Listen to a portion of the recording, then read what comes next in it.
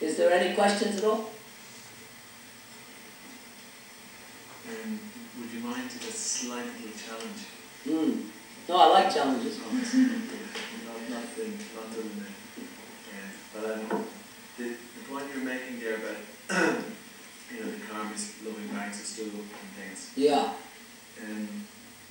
I always put that in my classes. It's my trademark.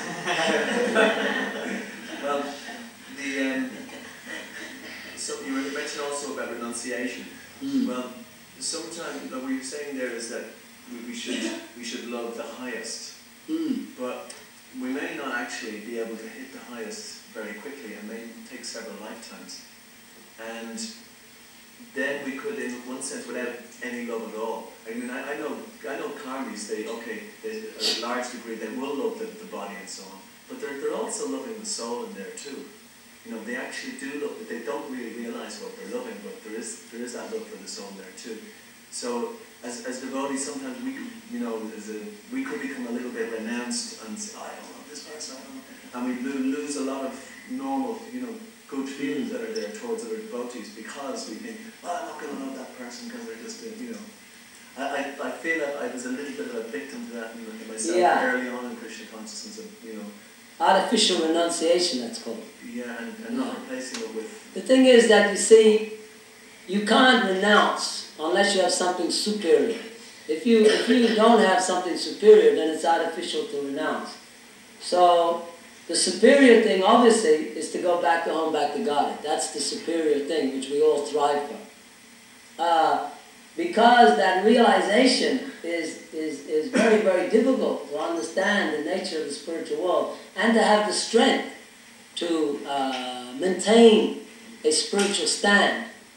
At the same time, the body, of course, you see, all energy is Krishna's energy. This is one thing I want to discuss, but there's no time, and I didn't really construct the class in the right way. But all energy is spiritual. There is no material energy. Everything is coming from Krishna, and everything is spiritual. But the function is different. You see, you must understand the function is different. So, we must understand the functional aspect of nature.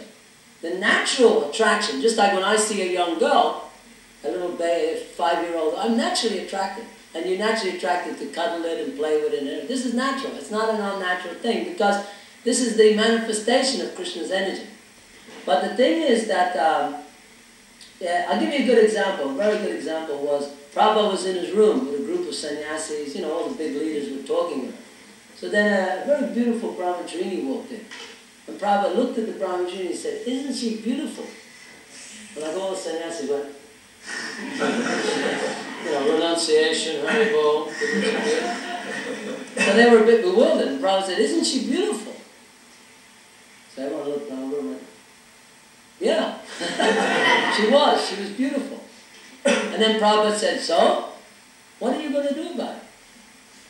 So they all kind of looked at each other. And then Prabhupada sort of leaned back and slapped on his knee, and he said, absolutely nothing. Absolutely nothing. So, the appreciation of Krishna's energy must also be there. So, we're not impersonalists. Yes, there is beauty, and that beauty is coming from the soul, which you rightly say, and it's manifested in personalities.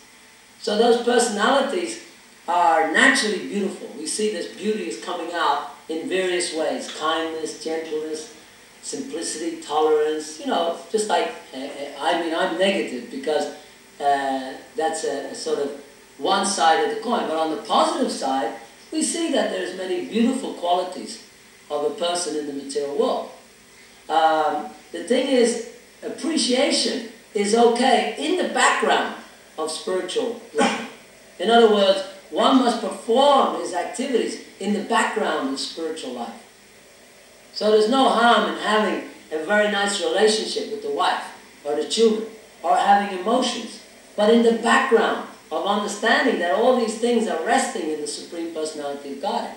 Just like if we take prasadam, we can go into ecstasy of understanding that this is Krishna's Anandamoya. Anandamoya is all pervading because Krishna's energy is full of Ananda, Anandamoya. Anandamoya Vyashat.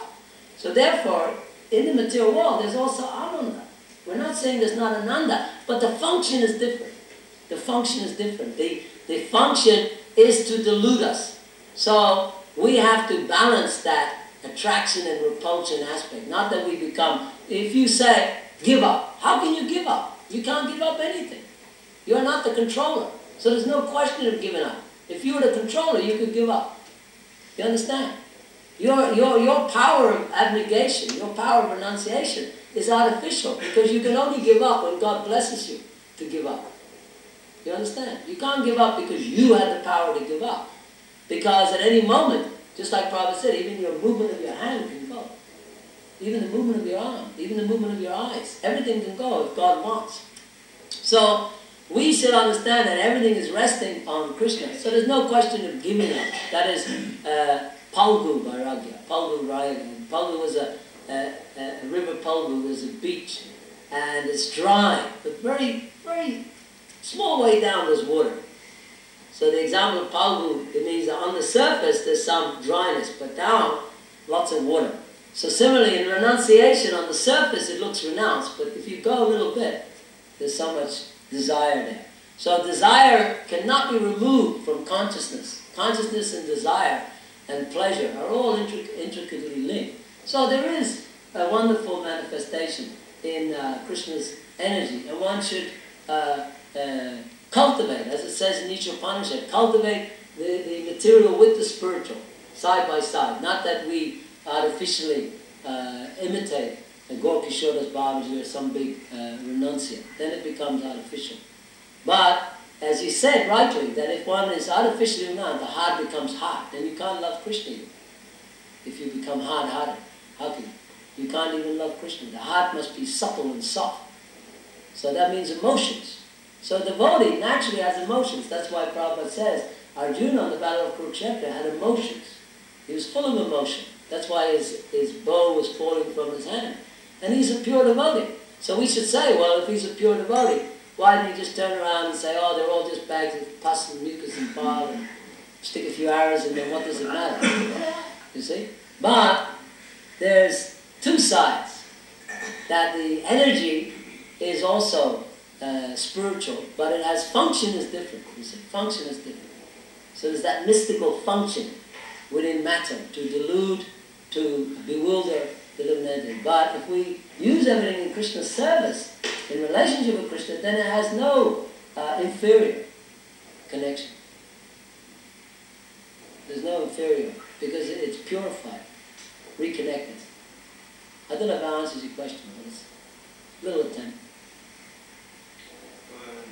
Going back to the love in the material world and what you know,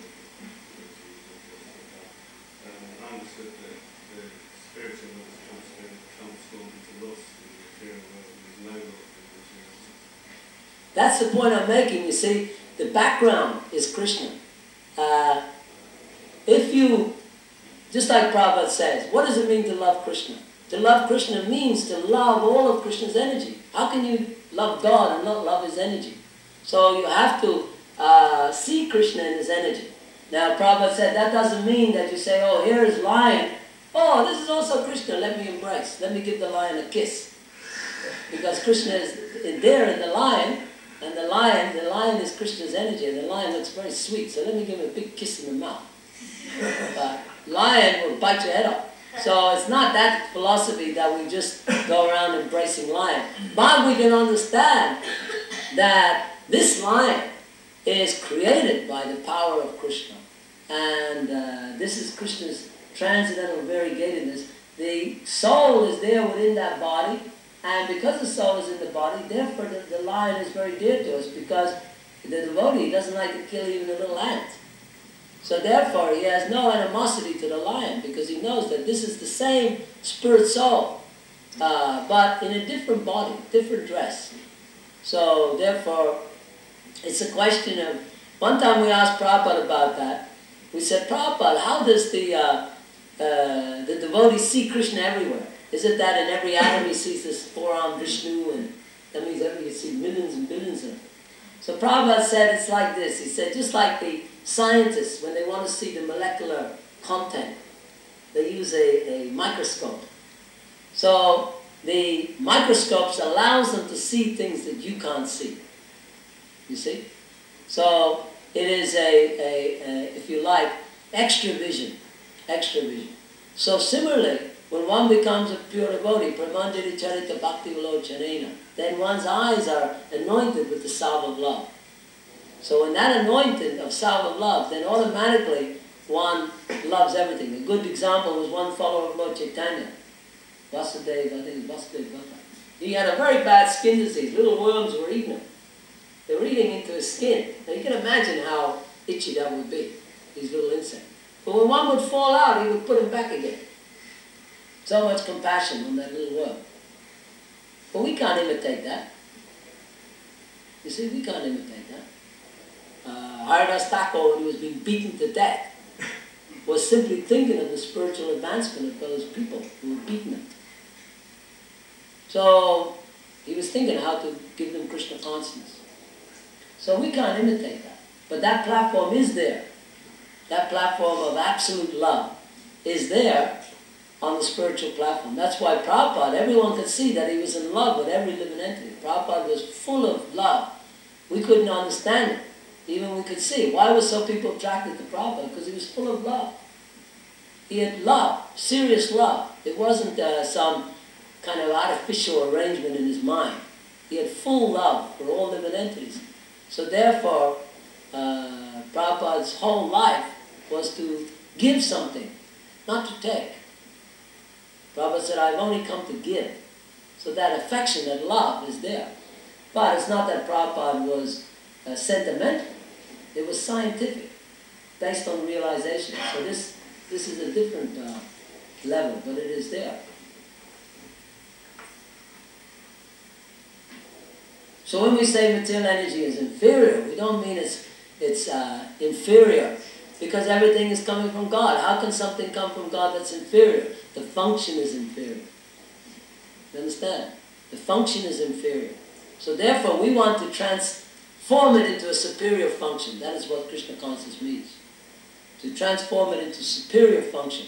Superior function means the eternal activity of the soul in his eternal loving relationship with Krishna.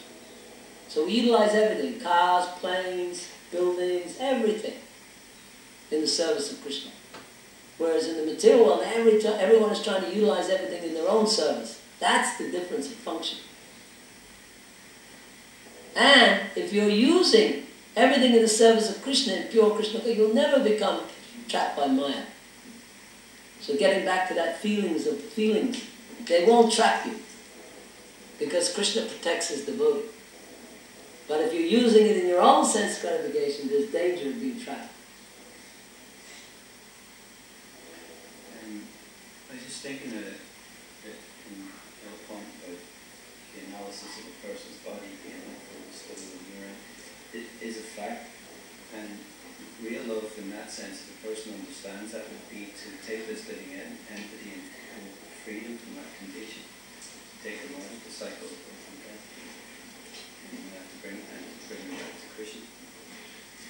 Yeah, but affection is still there. In family, in ties, there's always affection. You can't, it's a natural thing to have some affection. So intellectually, in the intellectual plane or philosophical plane, what you're saying is perfectly right. But on the emotional plane, there is also emotion. And that emotion must be there, because emotions are coming from consciousness. But the emotion must be there for Krishna.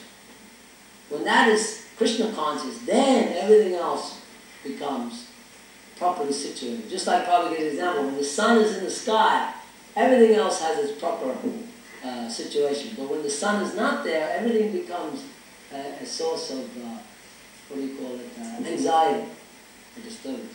Okay. If I just ask a question then, why is it that the Bhagavatam, it's kind of looking at the world, it seems, from the perspective of a male, looking at the world and showing Maya from that point of view, or not the reverse, from the female point of view? For example, like, in the teachings of